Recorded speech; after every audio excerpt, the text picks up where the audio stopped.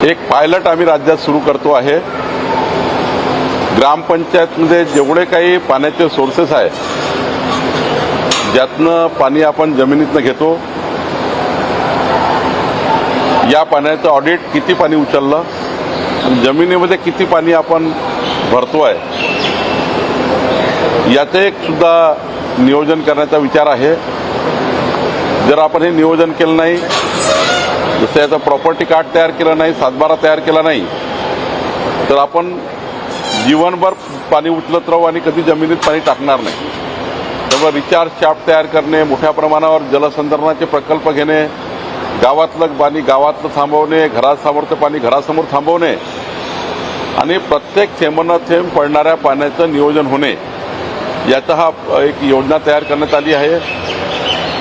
राज्याचा पाणी पुरवठा विभाग, महसूल विभाग, ग्रामविकास विभाग ही योजना तयार करणार आहे। एक पायलट आम्ही विदर्भ आणि एक पायलट मराठवाड्यात सुरू करणार आहोत आणि यातनं एक पायलट पूर्ण झाल्यानंतर राज्यभरामध्ये संपूर्ण पाण्याचं ऑडिट, कुठल्याही प्रकारचं पाणी वापर असो, शेती असो की नळ योजनेचा पाणी वापर असो, आणि सोबतच जे पावसाचं पाणी पडणार आहे त्याचा थेंबन थेंब नियोजन हे करण्याचा विचार राज्य सरकारने केला आहे।